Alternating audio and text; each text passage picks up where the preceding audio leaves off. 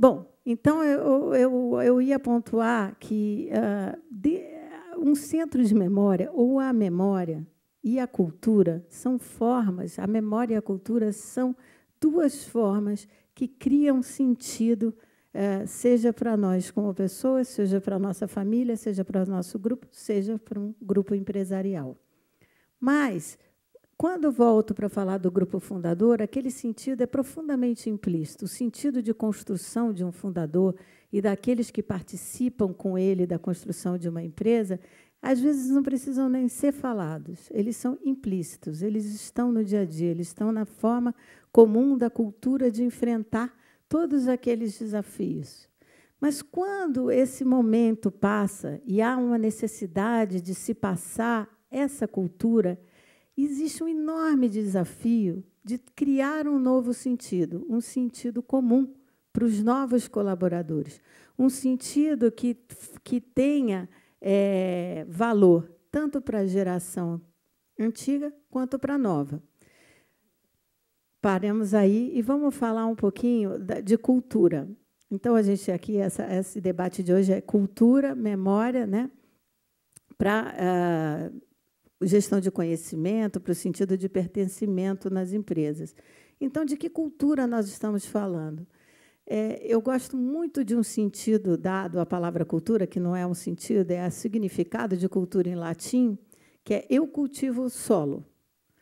Então, em latim, é da época da Roma, ainda agrária. Então, cultura era isso, eu cultivo o solo. E eu fiquei pensando, bom, se você cultiva o solo, o que isso tem a ver com o que a gente entende de cultura hoje? Quando uma sociedade deixa de ser agrária e passa a ser urbana e vai gerando conhecimento em cima de conhecimento, o que ela vai gerando são narrativas, novas narrativas. Esse conjunto de narrativas de conhecimentos geram os valores, os símbolos. E o cultivo solo pode ser reentendido como cultura, como aquele grupo de coisas, de alimentos, não mais necessariamente materiais, mas alimentos simbólicos que dão sentido àquele grupo. Então, cultura pode ter ainda o mesmo sentido de cultuar aquele solo de símbolos, aquele solo de quê? De narrativas, aquele solo de quê? De memórias. Mas de que memórias estamos falando nós? Quando a gente volta para a geração de pioneiros, essa memória ela é compartilhada.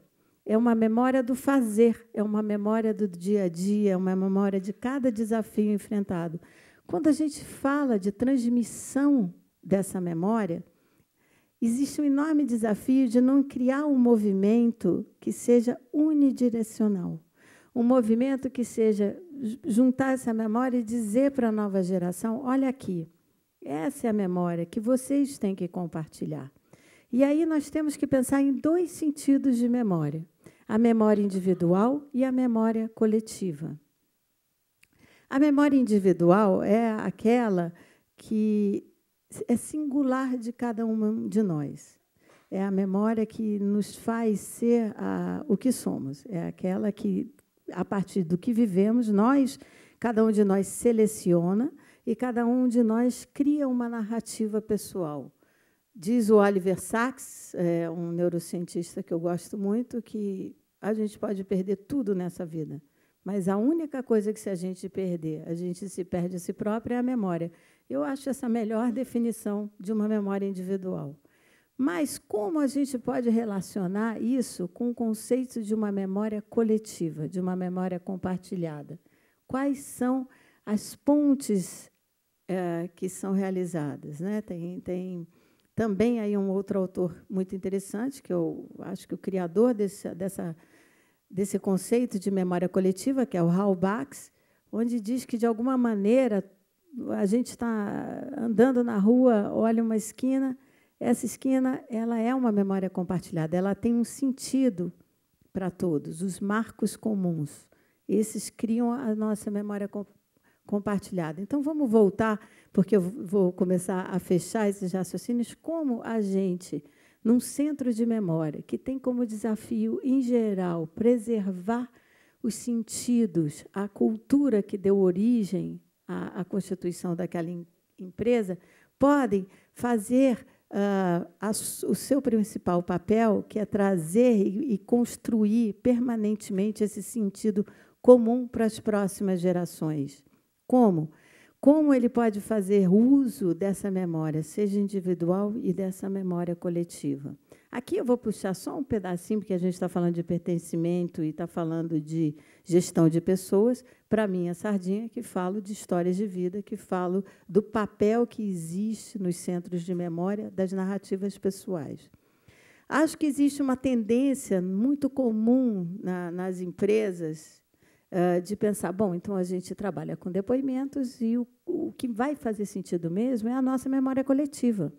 Fazer com que as pessoas falem daqueles marcos comuns. E isso, de fato, já gera um grande sentido de pertencimento, porque, vamos dizer, todo mundo fez parte daquele mesmo momento histórico, tem a possibilidade de contribuir com a sua visão, é um primeiro passo para o sentido de pertencimento e que um centro de memória pode dar a cada um dos seus colaboradores.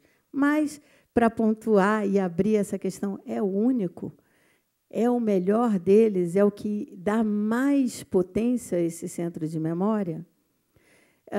E aí é um desafio, porque eu acho que a memória ela não é uma viagem ao conhecido. Ela é uma viagem, seja ela pessoal, seja ela de um grupo, ela é uma viagem a algo que a gente tem, mas não conhece necessariamente, não construiu uma narrativa. Então, quando a gente pensa em ter memórias de histórias de vida, trazer que os colaboradores possam contribuir não só com aquele momento coletivo, mas também com aquela sua singularidade, a gente está criando, talvez, um espaço onde aqueles sentidos de vida pessoais possam ter uma contribuição para o sentido do grupo. Então, muitas vezes é interessante pensar quais são as inversões possíveis que um centro de memória pode fazer. Ele constrói a memória do grupo, mas ela é feita de quê? De pessoas. Essas pessoas precisam se ver, se espelhar nesse espaço. Pensar que a contribuição de cada uma, mas naquilo que ela tem na sua visão, além da sua participação na empresa, mas a sua formação cultural, os seus desafios, o que participar da empresa fez na vida dela, é a construção de um patrimônio que acaba por transcender aquele primeiro grupo que fundou, pioneiro da empresa. É como se a empresa se enriquecesse de outros patrimônios. E isso não só amplia o conhecimento que uma empresa pode ter sobre si mesma, como acaba por possibilitar a criação de um sentido comum. Porque quando a gente se vê, quando a gente percebe de fato o que a gente teve ou tem a ver com aquele grupo ao qual pertencemos, a gente se compromete, a gente se sente parte.